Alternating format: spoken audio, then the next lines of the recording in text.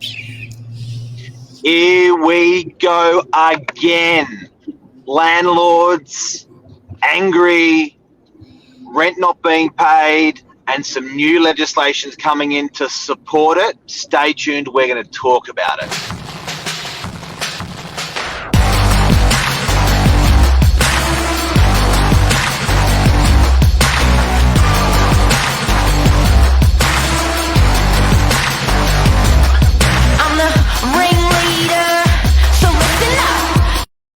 Good morning, everyone. Welcome to Morning Minutes. Myself, Michael Bergio, Mark Novak. Episode 530, rent relief reinstated for New South Wales retail. What does this mean for tenants? What does it mean for landlords? We had a good, this is an article came out yesterday, and it's off we had a good conversation about this yesterday. So yesterday it was more, you can watch the show, just options, communication, because there was no guidelines. There was nothing formal. A lot of people sitting on their hands. 2 or 3 months has passed. There's no real end date in sight. At least now there's a framework to work from for tenants, for business owners, for landlords. The only problem I see is it's the same policy that was last time. Long story short, this really sucks for landlords. Like, really sucks for landlords. You know what? But I just don't get. This is the part that I don't get. I'm all for helping tenants, right? But what I don't get is if it was an environment where landlords were going through pain because of something happened in the economy, could you imagine that the reciprocal happens? Can you imagine? So at the moment, we're accepting tenants paying less rent.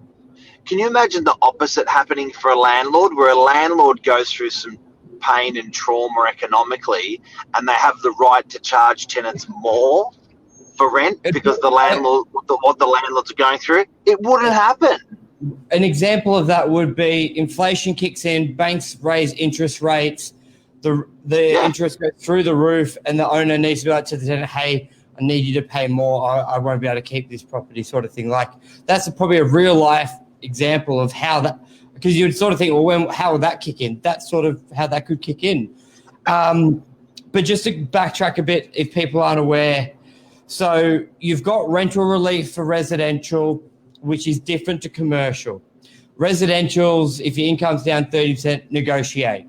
And there's no formal, you have to, there's no set price. So some owners, you'd be a bit bullish as well because, hey, the residential market's been so strong. In residential, if you want to be as a landlord, say pay full rent or get stuffed, you basically can because you haven't rented in a week. Commercial, you can't. And the law's different. It's basically, if the business is closed, they pay no rent. If they're down 80%, they pay 80% off. And a lot is shut. So it's zero rent coming in. And then you think, oh, what about if I find a new tenant? No, you cannot terminate the tenant. Now, this shows a bit more for the landlord's point of view because we do a lot on the tenants. So watch other shows. This is going to be a bit more biased, a bit more from the landlord side. So don't think we're not being genuine about the tenant struggles. We've done a million shows on that. So just sort of cutting it from the landlord's point of view, this show. So from the landlord's point of view, no rent coming in, 80%, cannot terminate, and then it's like 2 years to pay it back. So there's no site there. Okay, then you think, well, what about what's the government doing for them? Land tax. That's the biggest bullshit relief for an owner. One, it doesn't apply to most owners. And two, it's for most properties that are your mum and dad. So, okay, that will help your commercial owner who's got a $10 million building with a $150K land tax bill. But your typical mum and dad investor who may be a school teacher, like the people who are earning $80K a year, $100,000 a year, they're not these people. Sometimes think when they think a commercial buyer or a landlord, they're thinking these multimillionaires, blah, blah, blah.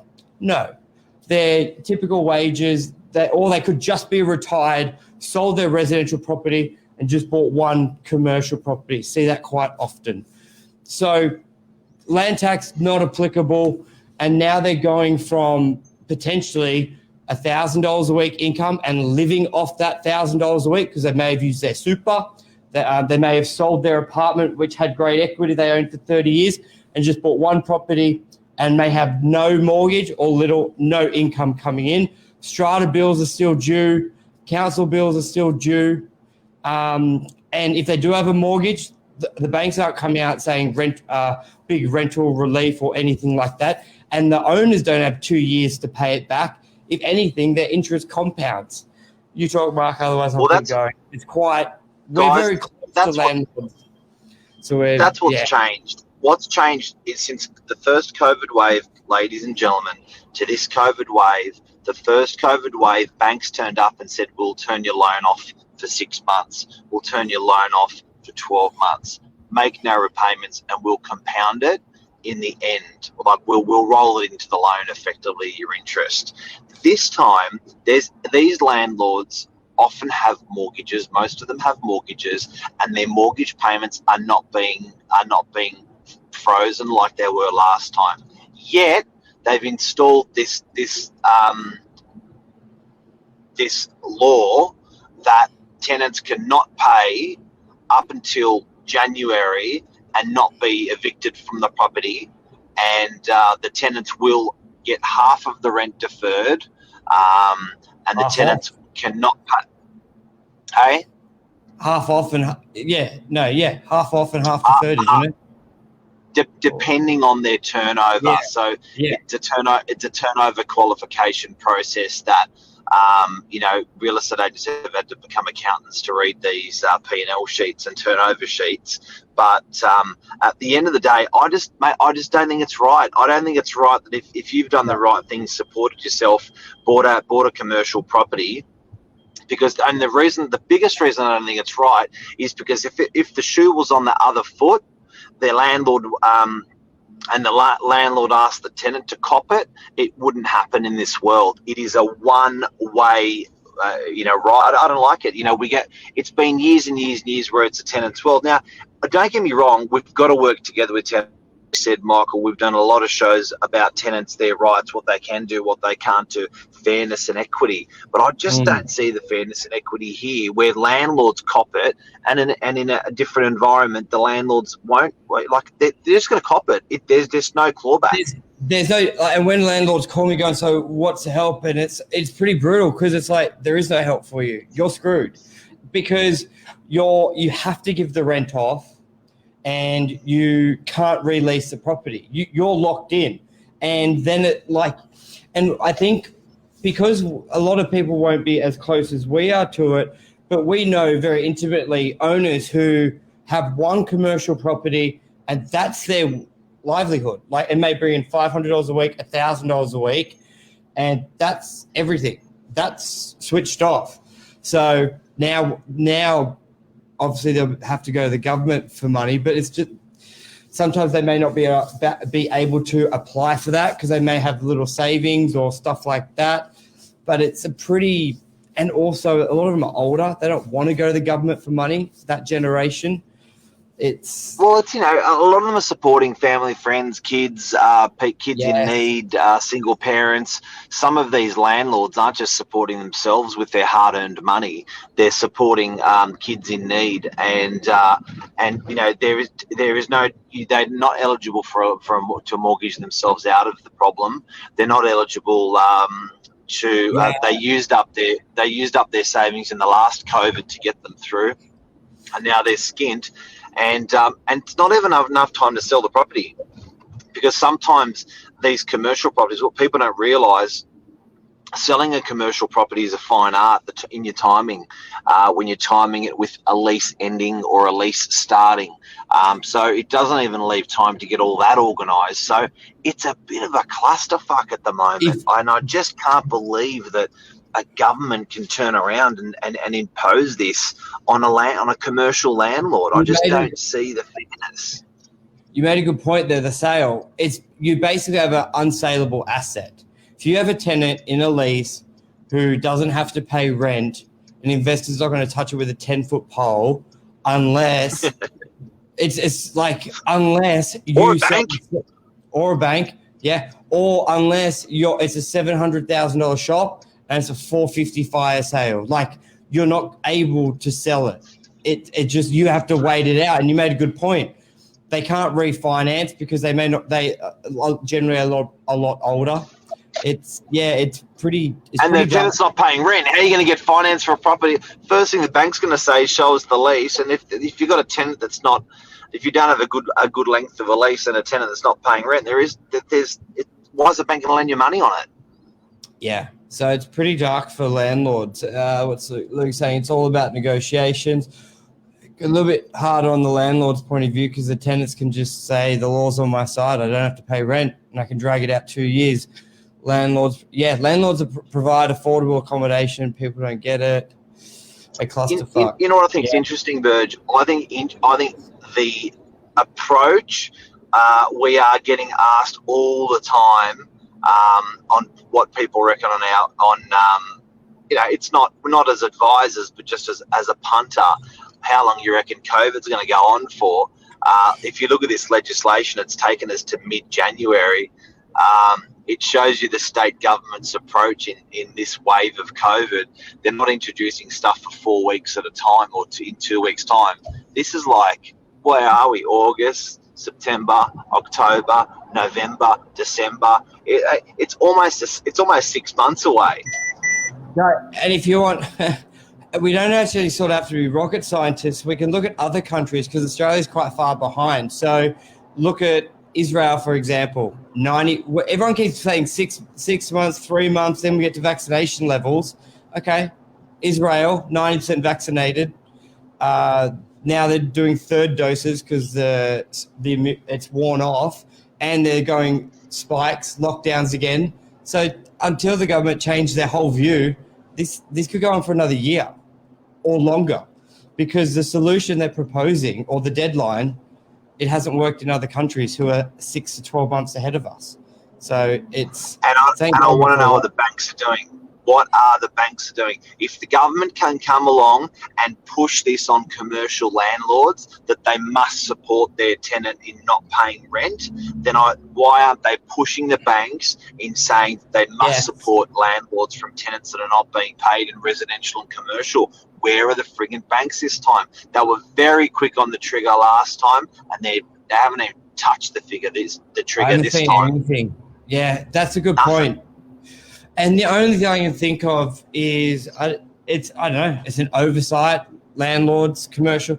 Like, if you probably think the majority, like government's been good on a lot of broad stuff, but just commercial business owners copped it hard when they had to close their business, and all they could get is a $750 income, which was not in comparison when a 20-year-old got the same if they had a 2-hour-a-week job.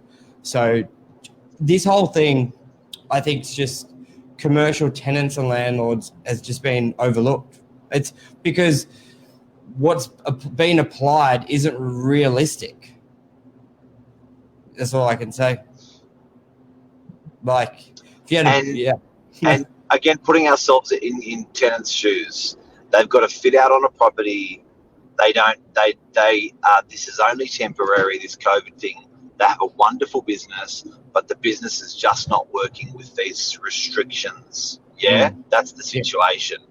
Why should the landlord be able to get rid of them? It's true. It's going to get better, and they're going to come back strong. I get it. But at the end of the day, the government who's imposing the restrictions should be copping it. Why should the landlord who has the property cop it? I just don't get it. Don't get it. Like, it's just, and it's not right. I don't get it. It's like what you like. We're not, when we say you can't kick out the tenant, we're not encouraging for that, but you do need options. Like, what landlord would be looking at, what's the solution? And you may say, well, what's our solution? The money would be to landlords a higher payment. Like, if they're offering $750 a week or whatever the JobKeeper was, there should be. If you're going to do it this way, there needs to be like a secondary Centrelink for landlords who are. There are a lot of people in Australia who are property and equity rich and are cash poor, and their cash has been taken away. So they've got $1 million properties, $1 million debts with not a dollar coming in. That's very common. And when we build our economy based on property, it should be pretty obvious to the government that there are a lot of people equity rich, cash poor. And when you stop the cash from tenants, you're putting a lot of people in a bad position. We're so fortunate residential property market, which no one predicted, has been so resilient. Otherwise, it would have been all hell break loose. Like, no, we picked it in March. Like, I remember as an office. Well, if you happen in residential, you could have sold the property. If shit hit the fan right now, and you're not getting rent from your tenant, you can actually sell. But say both markets. In March, we were like, maybe we won't do a deal for months. So just imagine if what we were sort of thinking the first couple of weeks of COVID on the residential, how commercial, like no sale unless it's just both markets screwed, then you wouldn't have that option. But we've been fortunate. Sale market's been booming, residential market's been booming. So those investors have been okay. Commercial's total opposite. But people thought both markets would be stalemate, nothing happening.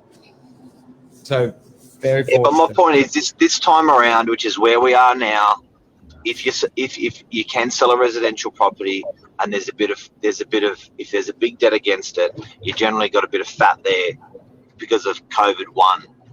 That's not the case with commercial. No. It's not the case with commercial. So, and not only that, like Luke said, I'm sure the banks are going to step in. Where are they? Because they should step in. If they're not going to step in for residential landlords, they should at least step in for commercial landlords, saying if we've got a commercial loan facility, broadly they should have an approach saying if you're a commercial landlord, you have a commercial loan or superannuation for a commercial property, you do not have to pay your loan for 6 months. At least match it with the moratorium that's come out. That would be a great thing if the government is like, we're going to match the rent you're going to come in if you don't have any other sources of income. The government has made the stamp duty report came out. It was the largest income of stamp duty. Like if you're just going to look at property, like property upset, like the property economy, you could easily justify, okay, we thought we weren't going to have much activity. Residential's boom, commercial landlords copying it hard. Let's match the rent. Similar to what we did for Job Seeker for that, because Luke's right. Landlords aren't allowed to cry poor. Exactly, Michael. Lots of investors are seeking cash flow. Good. And that's a show. Yeah. Westpac, Commonwealth Bank, NAB, Australia. Like they posted on Instagram their book values or their loan values this year. Combank, Westpac, or Combank, NAB, the top two, 450 billion. I think it was either new loans this year or existing. That's their book value of loans. And then look, residential landlords have made money. Banks have made money. Residential landlords have made money with the value built into their property. But it all comes back to commercial. The commercial landlords have not received capital growth money nor rent money, and they've lost on their loans from freezing their loans last COVID. Like, come on. And they can't sell. Anyway, that's a show. That's a show. And they often can't sell because yes, it's just a shit time, and the tenant they got a tenant in there that no one wants to buy. Yep, all they bought in their super. So, guys, government, wake up, help commercial landlords for Christ's sake, and tenants, we're with you, we're there to work with you, support you. It's certainly not a tenant. It's certainly not a discredit to tenants because these guys are going through hard times, and we get it. But there's just got to be the light's got to be shone on this. It's terrible. That's a wrap. It's a wrap. See you later, alligator.